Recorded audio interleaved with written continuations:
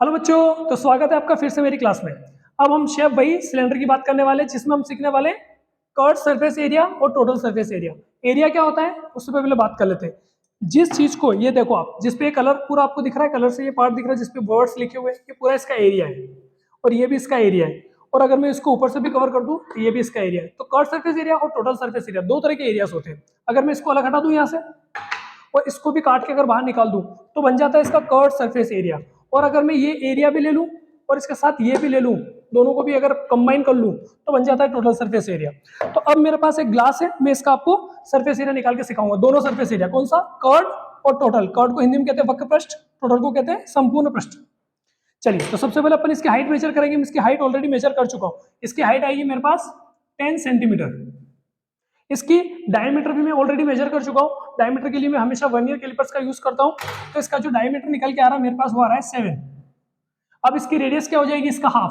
तो 7 का हाफ कितना होता है, 7/2। तो मुझे इतना ही लिखना है, मुझे 7/2 को हाफ 3.5 नहीं लिखना है। चलिए, इस बार हम पाई की वैल्यू यूज करेंगे 22/7। ओके, तो रेडी फॉर दैट। चलिए, सबसे पहले हम निकालने वाले हैं इसका कर्व सरफेस एरिया, जिसका फॉर्मूला है 2πRh। तो 2 लिखना है अपने को, पाई की जगह 22/7 लिखना है, क्योंकि पाई की वैल्यू क्या यूज करनी है, 22/7। और इंटू रेडियस की वैल्यू क्या यूज करनी है, 7/2। जैसा कि आपको एग्जाम में पाई की वैल्यू जो भी दी जाए आपको वही करनी है। और हाइट की वैल्यू कितनी है, 10। अब 7 से 7 कैंसल, इससे ये कैंसल, तो इसका मल्टीप्लाई करेंगे हम, तो आंसर कितना आ जाएगा, 220 सेंटीमीटर स्क्वायर। ये हमारे पास आ गया इसका कर्व सरफेस एरिया, मतलब ये वाला एरिया। ये वाला एरिया इंक्लूड और ये वाला एरिया इंक्लूड नहीं है। अब अगर हमें ये दोनों भी इंक्लूड करना है तो हम यूज करेंगे टोटल सरफेस एरिया, जिसका फॉर्मूला है 2πr ब्रैकेट में h+r। चलिए, अब इस पे आ जाते हैं। 2 इंटू पाई की वैल्यू वही 22/7 इंटू रेडियस की वैल्यू कितनी है, 7/2। और ब्रैकेट में हमें क्या करना है, h+r। h कितना है हमारा, हाइट 10 प्लस रेडियस कितनी है, 7/2।